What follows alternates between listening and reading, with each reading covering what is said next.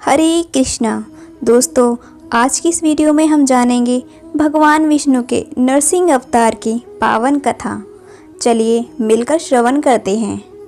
दोस्तों, ऋषि कश्यप और उनकी पत्नी दिति को 2 पुत्र हुए, जिनमें से एक का नाम हिरण्याक्ष और दूसरे का हिरण्यकश्यप था। हिरण्याक्ष को भगवान विष्णु ने पृथ्वी की रक्षा हेतु वराह रूप में मार दिया था।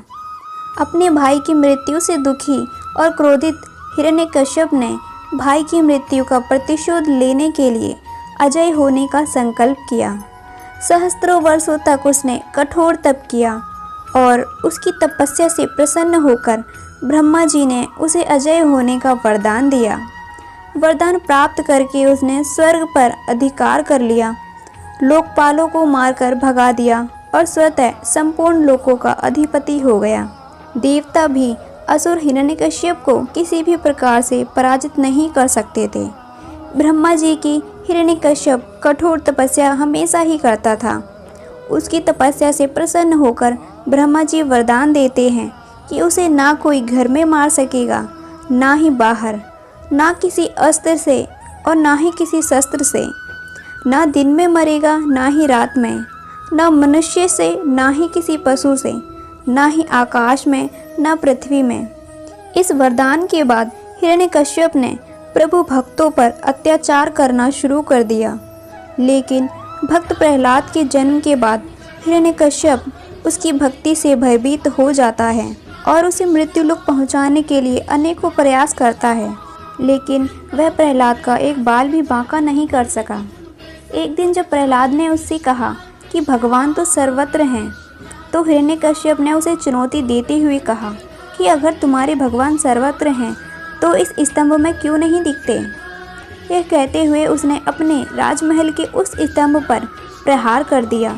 तभी स्तंभ में से भगवान विष्णु नरसिंह अवतार के रूप में प्रकट हुए। उन्होंने हिरण्यकश्यप को उठा लिया और उसे महल की दहलीज पर ले आए।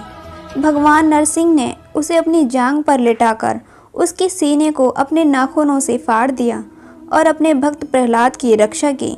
भगवान नरसिंह ने जिस स्थान पर हिरण्यकश्यप का वध किया वह ना तो घर के भीतर था ना बाहर।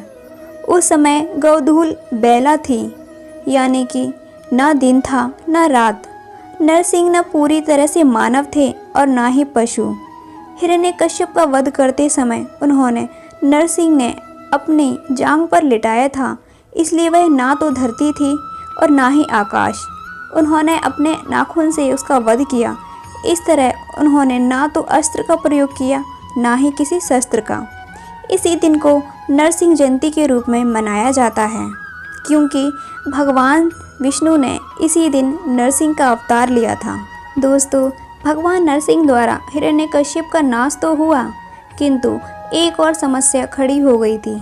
भगवान नरसिंह इतने क्रोध में थे कि लगता था जैसे वे प्रत्येक प्राणी का संहार कर देंगे। यहाँ तक कि स्वयं प्रहलाद भी उनके क्रोध को शांत करने में विफल रहा। सभी देवता भयभीत हो गए और ब्रह्मा जी की शरण में गए। परमपिता ब्रह्मा उन्हें लेकर भगवान विष्णु के पास गए और उनसे प्रार्थना की कि वे अपने अवतार को क्रोध शांत कर लें, किंतु भगवान विष्णु ने ऐसा करने में अपनी असमर्थता जतलाई। भगवान विष्णु ने सबको भगवान शंकर के पास चलने की सलाह दी। उन्होंने कहा कि भगवान शंकर उनके आराध्य हैं, इसलिए केवल वही नरसिंह के क्रोध को शांत कर सकते हैं। और कोई उपाय न देखकर सभी देवता भगवान शंकर के पास पहुँचे। देवताओं के साथ स्वयं परमपिता ब्रह्मा और भगवान विष्णु के आग्रह पर भगवान शिव नरसिंह का क्रोध शांत करने उनके समक्ष पहुँचे, किंतु उस समय तक भगवान नरसिंह का क्रोध सारी सीमाओं को पार कर गया था।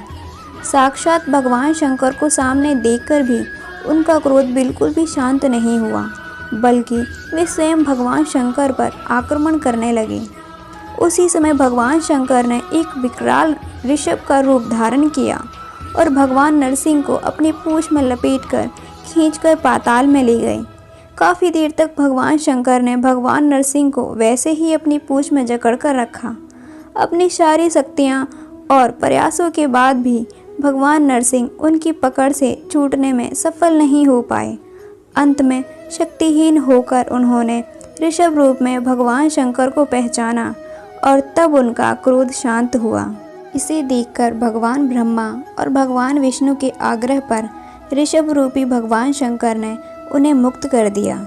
इस प्रकार सभी देवताओं और प्रहलाद ने भगवान विष्णु और शंकर के 2 महान अवतारों के दर्शन किए। तो दोस्तों, ये थी हमारी आज की वीडियो। आशा करती हूँ आपको ये वीडियो बेहद पसंद आया होगा और कमेंट में जाकर भगवान नरसिंह की जय अवश्य लिखें। साथ ही अभी तक अगर आपने हमारे इस चैनल को सब्सक्राइब नहीं किया है तो अभी करें और साथ ही बने बेल आइकन को प्रेस जरूर कर लें ताकि आने वाली सभी वीडियो आपको समय पर मिलती रहे।